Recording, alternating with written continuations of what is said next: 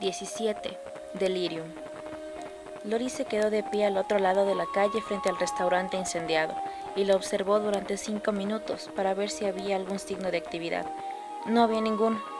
Solo ahora, a plena luz del día, se daba cuenta de cuán abandonado estaba aquel vecindario. Decker había elegido bien. La posibilidad de que alguien hubiera visto entrar o salir de un lugar así era casi inexistente. Incluso a media tarde ningún paseante cruzó aquella calle en ninguna dirección, y los pocos vehículos que pasaban por ahí aceleraban para dirigirse a algún lugar más prometedor. Algo de aquella escena, quizá el calor del sol contrastado con la lápida invisible de Cheryl, le recordó a su solitaria aventura en Midian, o más específicamente a su encuentro con Babette. No eran los ojos de su mente los que la niña había conjurado. Le parecía que su cuerpo entero estaba reviviendo su primer encuentro. Podía sentir el peso de la bestezuela cuando la recogió debajo de aquel sol y la obtuvo contra su pecho. Su esforzado jadeo estaba en sus oídos y su amargura dulzura le dejaban cada vez la nariz más maltrecha. Las sensaciones le llegaban con tal fuerza que era casi una unión. El peligro pasado señalando al presente. Le parecía ver la niña mirándola desde sus brazos, aunque nunca había llevado a Babette en forma humana. La boca de la niña se abría y cerraba, formulando una llamarada que Lori no podía leer en sus labios. Luego, como una pantalla de cine que se volviese blanca a mitad de la película, las imágenes desaparecieron y ella quedó solo con un tipo de sensaciones: la calle, el sol y el edificio quemado enfrente. No servía para nada posponer el mal momento por más tiempo. Ella cruzó la calle, subió a la acera y sin dejarse aminorar la velocidad ni un paso, un ápice, atravesó el marco que la carbonizada puerta hacía para el vestíbulo. ¿De qué prisa se hizo oscuro? ¿De qué prisa sintió frío? A un solo paso de la luz del sol y ya estaba en otro mundo. Ahora ralentizó un poco la marcha mientras atravesaba el montón de escombros que yacían entre la puerta frontal y la cocina. Todos los demás pensamientos y emociones, repulsión, pesar y miedo, tenían que mantenerse fría y serena, jugar el juego de Decker. Apresurándose, cruzó el pasillo abovedado, pero no hacia la cocina, sino hacia Midian. Supo dónde estaba en el mismo momento en el que ocurrió. El frío y la oscuridad de las tumbas eran inconfundibles. La cocina había desaparecido con todas sus vigas. Al otro lado de la habitación estaba Rachel, mirando hacia el techo con expresión desazonada. Miró a Lori un momento, sin sorprenderse de su presencia. Luego volvió a mirar y a escuchar. «¿Qué ocurre?», dijo Lori. «Calma», dijo Rachel vivamente. Luego pareció arrepentirse de su dureza y abrió los ojos. «Ven conmigo, hija», dijo. Hija, así que era eso. No estaba en Midian, estaba en Babette, viendo con los ojos de la niña. Los recuerdos que había sentido tan intensamente en la calle no eran sino un preludio de la unión de sus mentes. «¿Esto es real?», dijo ella. «¿Real?», susurró Rachel. «Desde luego que es real». Sus palabras se quebraron y miró a su hija interrogativamente. «¿Babette?» «No», contestó Lori. «Babette, ¿qué has hecho?». Se movió hacia la niña que retrocedió. Su visión a través de aquellos ojos robados tenían un regusto a su pasado. Rachel parecía increíblemente alta y su acercamiento desmañado. «¿Qué has hecho?», le preguntó por segunda vez. «La he traído», dijo la niña, «para que vea». El rostro de Rachel se llenó de furia. Intentó agarrar a su hija por el brazo, pero la niña era mucho más rápida. Antes de que pudiera cogerla, se escapó fuera de su alcance. Los ojos mentales de Lori fueron con ella, confusos con la carrera. «¡Vuelve aquí!», dijo Rachel. Babette ignoró sus instrucciones y se fue hacia los túneles, doblando esquina tras esquina con la facilidad de alguien que conocía el laberinto como la palma de su mano. La ruta le llevó rápidamente a atravesar las principales vías y la condujo hacia pasajes más oscuros y estrechos, hasta que Babette se aseguró de que no era perseguida. Habían llegado a una abertura en la pared, demasiado pequeña como para permitir el paso de un adulto. Babette se metió por ella y entró a un espacio no mayor que una nevera e igualmente helado. Era el escondite de la niña. Allí se sentó a tomar el aliento, y sus sensitivos ojos veían perfectamente en la oscuridad total. La rodeaban unos escasos tesoros: una muñeca hecha con hierbajos y coronas de flores de primavera, 2 cráneos de pájaros y una pequeña colección de piedras. Pese a todo lo que distinguía, Babette era esto como cualquier otra niña, sensitiva y ritualista. Allí estaba su mundo. Se lo dejó ver a Lori, y eso era un cumplido insignificante. pero no había llevado a Lori allí simplemente para enseñarle su guarida. Había voces por encima de su cabeza, lo bastante cerca como para oírlas claramente. ¿Habéis visto esa mierda? Aquí se podría esconder un ejército entero. No digas eso, Cass. ¿Qué acaso estás cagado en los pantalones, Tommy? No. Huele como si te hubieras cagado. Vete a la mierda. Cerrad la boca los dos, hay que correr. ¿Pero por dónde empezamos? Busquemos señales de desorden. Aquí hay gente, lo siento. Decker tenía razón. Pues vamos a sacar a estos cabrones de donde podamos verlos. ¿Quieres decir, bajar ahí? Yo no bajo. No hace falta. Pues ¿cómo quieres que los subamos, pues pedazo de animal? La respuesta no fue una palabra, sino un tiro que levantó las piedras. Sería como pescar peces en un barril, dijo alguien. Si no quieren subir, se quedarán abajo para siempre. Nos ahorraremos tener que enterrarles. ¿Quién es toda esta gente?, pensó Lori. Tan pronto como se planteó la pregunta, Babette se levantó y se dirigió hacia un estrecho canal que llevaba a su sala de juegos. Era apenas lo bastante amplia como para acomodar su pequeño cuerpo. A Lori le invadió una ráfaga de claustrofobia, pero había una compensación: la luz del día enfrente y la fragancia del aire libre que al calentar la piel de Lori calentaba la de Babette. El pasaje era al parecer una especie de sistema de drenaje. La niña esquivó una montaña de escombros, deteniéndose solo para darle la vuelta al cadáver de una musaraña que había muerto en aquel canal. Las voces de arriba sonaban inquietantemente cerca. Digo que empecemos por aquí y abramos cada maldita tumba hasta encontrar a alguien que llevarnos a casa. Aquí no hay nada que llevarse a casa. ¡Sí, mierda, Petín! ¡Quiero prisioneros!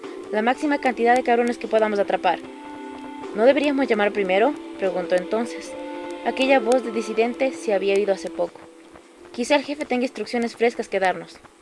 Que le den al jefe, dijo Petín. Solo si nos pide, por favor, fue la respuesta de Cass.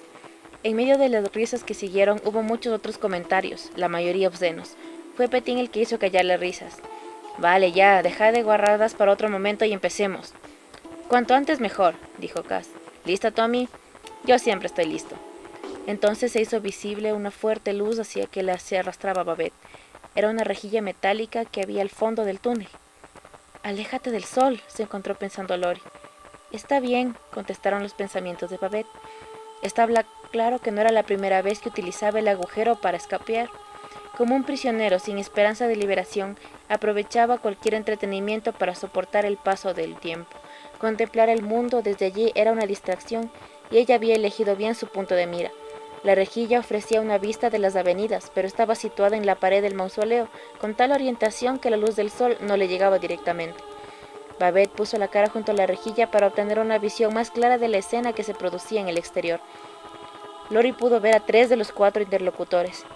Todos llevaban uniforme, y todos, a pesar de su charla bravucona, tenían el aire de quien piensa en una docena de lugares mejores que aquel para pasar su tiempo. Incluso a plena luz del día, armados hasta los dientes y protegidos por el sol, se sentían mal. No era difícil comprender el porqué. Si hubieran ido a ser prisioneros a un bosque de pisos, no hubiera habido aquellas migradas fugaces y tics nerviosos que se producían allí. Aquel era el territorio de la muerte y ellos se sentían como transgresores.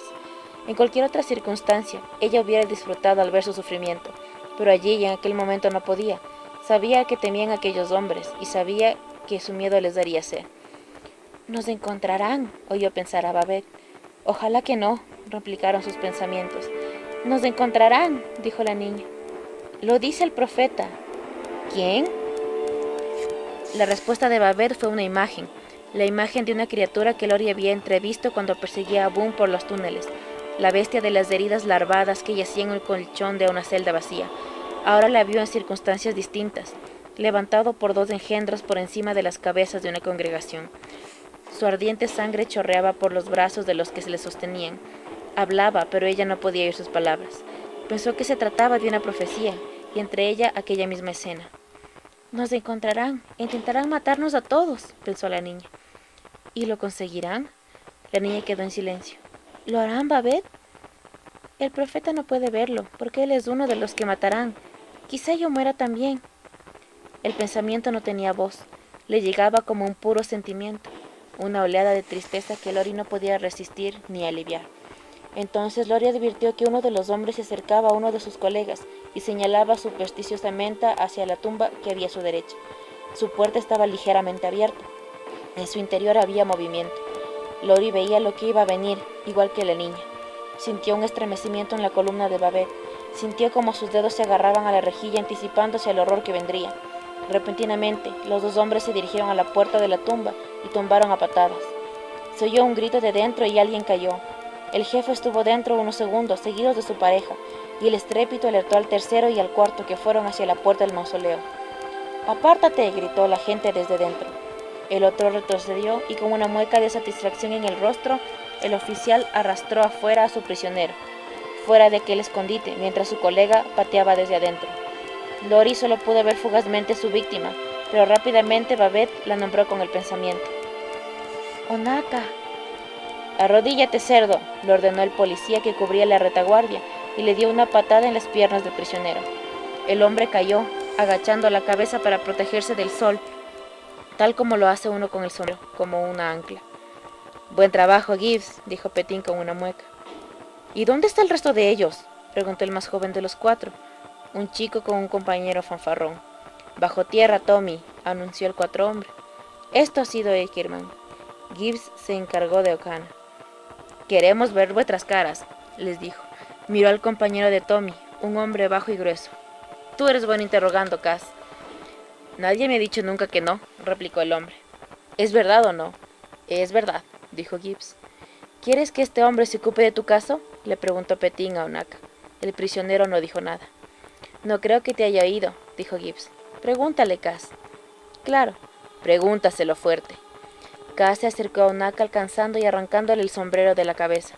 Instantáneamente Onaka empezó a gritar. «¡Calla, joder!», le gritó Cass, pateándole la barriga. Onaka continuó gritando con los brazos cruzados sobre su cabeza desnuda para protegerse del sol mientras se incorporaba. Desesperado buscó el auxilio de la oscuridad volviendo hacia la puerta abierta, pero el joven Tommy ya estaba allí para cerrarle el paso. «Buen chico, Tommy», exclamó Petín. «Cógele, Cass».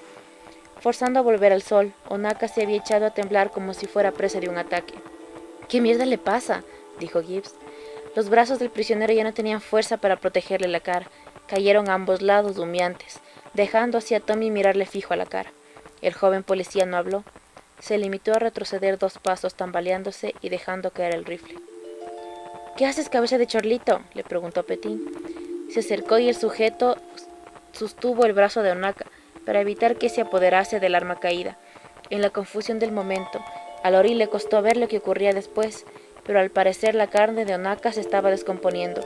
Hubo un grito de disgusto de Cass y uno de furia de Petín, que había soltado el brazo concentrándose como un pedazo de tela y el polvo en una mano. «¿Qué coño pasa?», exclamó Tommy. «¿Qué pasa? ¿Qué es lo que pasa?». «Cierra el pico», le dijo Gibbs, pero el chico había perdido el control. No dejaba de repetir la misma frase. «¿Qué coño pasa?». Sin dejarse conmover por el pánico de Tommy, Cass se acercó a pegarle a Onaka en las rodillas. El golpe produjo mayor efecto de lo que pretendía. Rompió el brazo de Onaka por el codo y el miembro cayó a los pies de Tommy. Sus exclamaciones dieron paso al vómito, incluso Cass retrocedió, moviendo la cabeza sin dar crédito a sus ojos. Onaka había sobrepasado sus límites. Las piernas se le habían doblado y su cuerpo se volvía más y más débil bajo el ataque del sol. Pero era su rostro, todavía vuelto hacia Petín, el que provocaba las exclamaciones más horrorizadas, pues la carne se le descomponía y el humo se elevaba desde las cuencas de sus ojos mientras su cerebro se incendiaba. Ya no gritaba. No le quedaban fuerzas para tal esfuerzo. Iba cayendo hacia el suelo simplemente, con la cabeza expuesta como para acelerar su agonía bajo los rayos del sol. Antes de completar su caída contra el pavimento, su cuerpo pareció explotar con el sonido de un disparo, y sus miembros cayeron en un amasijo de sangre y huesos. Lori quería que Babette dejase de mirar, tanto por ella, tanto como por Babette. Pero ella se negaba a apartar los ojos, incluso cuando acabó de ver aquel horror, y el cuerpo de Onaka quedó diseminado en fragmentos a lo largo de la avenida. Ella seguía apretando el rostro contra la rejilla, como si quisiera conocer aquella muerte con todos sus detalles. Tampoco Lori podía dejar de mirar mientras la chiquilla mirase. Compartía cada uno de los estremecimientos de los miembros de Babette. Sentía el sabor de las lágrimas de la pequeña, pero éstas no estaban como para impedirle la visión. Onaka estaba muerto, pero sus ejecutores no habían acabado en su trabajo. Mientras hubiera algo que mirar, la niña seguía observando. Tommy intentaba limpiarse el vómito de la parte delantera de su uniforme. Petín seguía dando patadas a un fragmento del cuerpo de Onaka. Cass cogió un cigarrillo del bolsillo delantero de Gibbs. «Dame fuego, ¿quieres?», dijo. Gibbs se levantó y la trémula mano al bolsillo del pantalón se llevó buscando las cerillas, con los ojos fijos en los humeantes restos. «Nunca había visto una cosa así», dijo Petín, casi en tono normal. «Te has cagado, Tommy», dijo Gibbs. «Que te den», fue la respuesta. La pálida piel de Tommy se había vuelto roja. Cass decía que teníamos que haber llamado al jefe. Tenía razón. «¿Qué coño tiene que saber Eggerman?», comentó Petín, y escupió en el polvo rojo que había a sus pies. «¿Le has visto la cara a este desgraciado?», dijo Tommy. «¿Has visto cómo me miraba? Yo estaba medio muerto, te lo digo. Casi me mata». «¿Qué demonios pasa aquí?», preguntó Cass. Gibbs sabía casi la respuesta correcta. «La luz del sol», replicó. «He oído hablar de enfermedades como esta. El sol ha acabado con él». «¿Qué dices, tío?», dijo Cass. «Nunca he visto ni oído nada así». «Bueno, lo hemos visto y oído ahora», dijo Petín bastante satisfecho. «No ha sido una alucinación». «¿Y qué vamos a hacer?», quiso saber Gibbs. Tenía serias dificultades para llevarse el cigarrillo a los labios con sus trémulas manos. «Vamos a buscar más», dijo Petín. «Seguiremos buscando». «Yo no», dijo Tommy. «Voy a llamar al maldito jefe. No sabemos cuántos de estos locos habrá por aquí. Pueden ser centenares. Tú lo has dicho. Aquí se pueden esconder en un jodido ejército. Tú lo has dicho». «¿De qué tienes miedo?», replicó Gibbs. «Ya has visto lo que les das el sol». «Ya. ¿Y qué pasa cuando se ponga el sol, cabrón?», fue la réplica de Tommy. Gibbs se quemó los dedos con la cerilla, luego la tiró al suelo. «Lo he visto en las películas», dijo Tommy. «Las cosas pasan por la noche». A juzgar por la expresión de Gibbs, él había visto las mismas películas. «Quizá deberías pedir ayuda», dijo. «Por si acaso». Los pensamientos de Lori le hablaron precipitadamente a la niña. «Tienes que avisar a Rachel. Dile lo que hemos visto». «Ellos ya lo saben», fue la respuesta de la niña. «Díselo de todas formas. Olvídate de mí. Díselo, Babette, antes de que sea demasiado tarde». «No quiero dejarte». «Yo no puedo ayudarte, Babette. Yo no soy de los vuestros. Yo...» Intentó apartar el pensamiento antes de llegar a formularlo, pero era demasiado tarde. «Yo soy normal. El sol no me matará como a vosotros. Estoy viva. Soy humana. No soy de los vuestros». No tuvo oportunidad de considerar aquella réplica precipitada. El contacto se rompió instantáneamente. Desapareció la visión de los ojos de Babette y Lori se encontró en el umbral de la cocina. El sonido de las moscas sonaba muy alto en su cabeza. Su zumbido no era un eco de Miriam, sino algo real. Se apiñaban en la habitación que había frente a ella. Ella había sabido muy bien cuál era el olor y qué era lo que les atraía, ávidas y hambrientas, y con la misma certeza de que después de todo lo que había visto en Miriam, no podría soportar dar otro paso hacia el cadáver que había en el suelo. Había demasiada muerte en su mundo, en su mente y fuera de ella, si no escapaba en lo que les día. Tenía que volver al aire libre, donde pudiera respirar libremente, quizás encontrar algún lugar donde dependiera de nada, donde solo pudiera hablar del tiempo, del precio de las compresas higiénicas, algo banal y previsible. Pero las moscas querían zumbar en sus oídos. Intentó apartarlas. Volvían a ella una y otra vez, desplegando las alas manchadas de muerte y con las patas rojas de sangre. «Dejadme sola», sollozó. Pero su excitación les multiplicaba mucho más, y el sonido de su voz les levantaba de la mesa del comedor y las llevaba detrás de los hornos. Su mente luchaba por volver a la realidad, para poder darse la vuelta y físicamente salir de la cocina. Le fallaban ambos, mente y cuerpo. La nube de moscas la rodeaba, y eran tantas que formaban una masa oscura. Muy tarde se dio cuenta de que aquello era imposible. Huir de ese momento era imposible. Su mente creaba aquel horror en su confusión, pero el pensamiento era demasiado lejano como para mantener a raya la locura. Su razón intentaba atraparlo una y otra vez, pero la nube volvía a ponerse en ella. Sentía sus patas sobre sus brazos y rostro, dejando regueros de lo que la había impregnado. La sangre de Sherry, la bilis de Sherry. Había tantas que no encontraban superficie en su cuerpo para posarse y empezaban a abrirse camino por sus labios, arrastrándose por los agujeros de su nariz y entrándole en los ojos. ¿Acaso no había ocurrido una vez en sus sueños sobre Miriam, que los muertos venían en el polvo hacia ella desde todas las direcciones del mundo?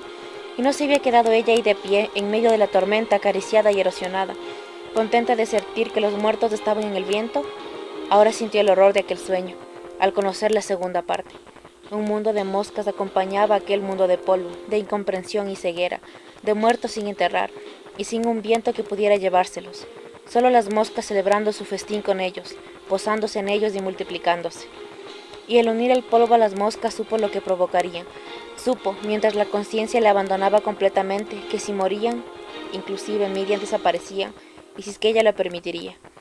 Si Petín, Gibbs y sus amigos desenterraban el refugio de los engendros de la noche, entonces ella, que se había convertido en polvo una vez, y que había sido tocada por la condición de Miriam, no tendría ningún lugar a donde arrastrarse, y pertenecerían a las moscas del cuerpo y al alma.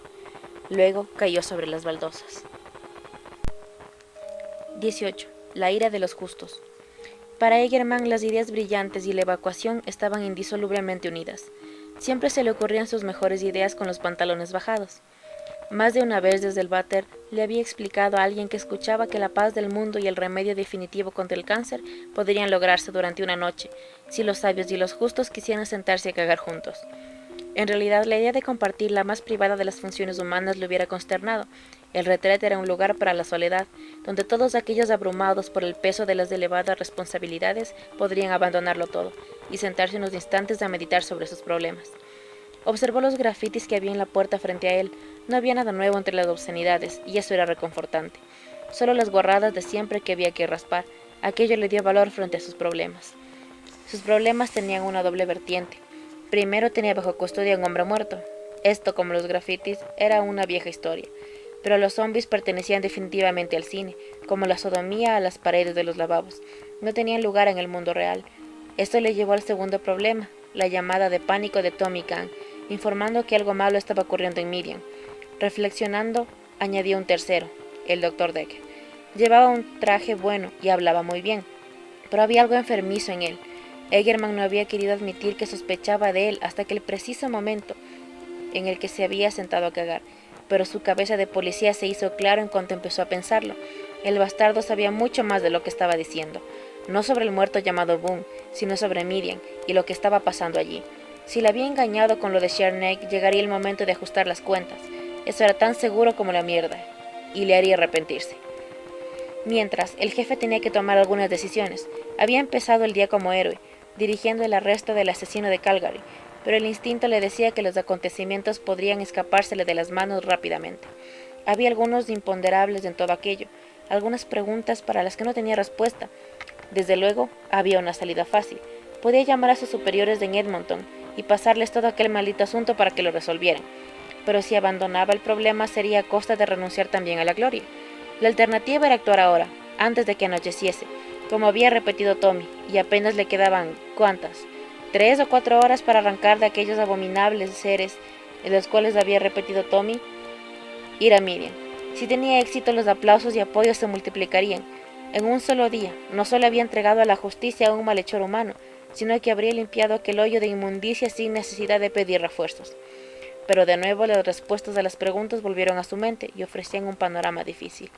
Si había que creer a los médicos que habían examinado a Boone y hacer caso a los informes que llegaban de Miriam, entonces aquel día sería realidad cosas que solo se conocían en las novelas. ¿Realmente quería luchar contra hombres muertos que andaban y bestias a las que mataban la luz del sol? Sentado, cagó y sopesó las alternativas. Tardó media hora, pero finalmente tomó una decisión. Como solía pasar después de tanto sudor, parecía muy fácil. Quizá el mundo de aquel día no era el mismo que había conocido hasta entonces. Mañana, si Dios quería, todo volvería a su cauce. Los muertos estarían muertos y la sodomía se quedaría en la pared de los retretes, donde debería estar. Si no aprovechaba la oportunidad para forjarse un destino, no se presentaría hasta otra que fuera demasiado viejo, como para hacer otra cosa aparte de cuidarte sus hemorroides. Aquella oportunidad era un don divino para no mostrar su temple. No podía desperdiciarlo. Con nueva convicción entre sus tripas, se limpió el culo, se subió los pantalones, tiró de la cadena y salió a enfrentarse al reto. Quiero voluntarios, Cormac. ¿Quién va a venir a Miriam conmigo a cavar? ¿Cuándo los necesita? Ahora. No tenemos mucho tiempo. Empiece con los bares. Llévese a Holiday con usted. ¿Para qué decimos que es? Egerman meditó un momento. ¿Qué se podía decir? Diga que estamos buscando ladrones de tumbas. Eso reunirá a un grupo considerable. Cualquiera que tenga una pistola y una pala es aceptable. Los quiero reunidos en 1 hora, y si es posible antes. Cuando Cormac salió, Decker sonrió. ¿Está contento ahora?, le preguntó Egerman. Estoy contento de ver que sigue mi consejo. Su consejo, vaya mierda. Decker siguió sonriendo. Lárguese de aquí, dijo Egerman. Tengo trabajo que hacer. Vuelva cuando encuentre una pistola para usted. Eso iba a ser. Egerman le miró salir y luego cogió el teléfono. Había un número que había pensado marcar desde que se había decidido a entrar a Miriam. Un número que no había tenido que marcar en mucho tiempo. Ahora lo marcó. En unos segundos el padre Ashbury estaba al otro lado del hilo. Suena como si estuviera sin aliento, padre. Ashbury sabía quién era el que le llamaba sin necesidad de decírselo. Egerman. Él mismo. ¿Qué estaba haciendo? He estado corriendo. Buena idea. Así se sudan y expulsan los malos pensamientos. ¿Pero qué quiere? ¿Qué cree que quiero? Un sacerdote. Yo no he hecho nada. No es lo que he oído. No tengo nada que pagar, Egerman. Dios me perdonó ya mis pecados. No lo dudo. Pues entonces déjeme en paz. No cuelgue. Ashbury captó rápidamente la súbita ansiedad que había en la voz del policía. Bueno, dijo. ¿Qué? Tiene un problema. Quizá lo tengamos los dos. ¿A qué se refiere? Le quiero aquí enseguida, con todo lo que tenga en plan de crucifijos y agua bendita. ¿Para qué? Confíe en mí. Ashbury se rió. Ya no estoy a tu disposición, Egerman. Tengo un rebaño al que vigilar. Entonces hágalo por ellos. ¿De qué me está hablando? Usted predica sobre el juicio final, ¿verdad? Bueno, pues la gente que hay en Midian lo está anunciando. ¿Quiénes son? No sé quién ni por qué. Lo único que sé es que necesitamos un poco de santidad de su parte, y usted es el único cura que tengo. Es su responsabilidad, Egerman. No creo que me esté escuchando, mierda. Le estoy hablando de algo serio. No quiero jugar en ninguno de sus malditos juegos. Ashbury, quiero decir que si usted no viene por su propia voluntad, lo obligaré a venir. Queme los negativos, Egerman. Soy un hombre libre. Tengo copias. Hubo un silencio. Luego el padre habló. Usted juró que no. Le mentí, fue la respuesta. Es usted un bastardo, Egerman. Y usted lleva ropa interior de encaje bueno. ¿Cuánto tardará en llegar? Silencio. Ashbury, le he hecho una pregunta. Deme una hora. Tiene 45 minutos. Que le den. Eso es lo que me gusta. Una piadosa damita. Debía de ser el calor, pensó Egerman, cuando vio 4 hombres que habían logrado reunir a Cormac y a Holiday en el espacio de 60 minutos. El calor siempre volvía a la gente turbulenta, para fornicar o para matar.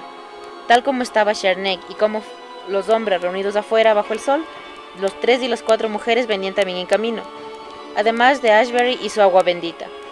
En aquella hora había habido 2 llamadas más de Miriam, una de Tommy, a quien se le había ordenado volver al cementerio para ayudar a Petín a contener al enemigo hasta que llegasen los refuerzos, y la segunda del propio Petín, informando a Egerman que se había escapado uno de los ocupantes de Miriam. Se había deslizado por la puerta principal, mientras sus cómplices le distraían con unas maniobras. La naturaleza de estas maniobras no solo explicaban con alteración Petín, mientras informaba de los hechos, sino también del por qué habían fracasado en alcanzarle. Alguien había quemado las llantas de los coches. El fuego se había apoderado rápidamente de ellos, incluyendo la radio desde la que se hacía el informe. Petín estaba explicando que no podía haber más llamadas cuando se cortó la comunicación. Egerman se guardó para sí esta información, por miedo a enfriar el ansia de aventuras de alguien.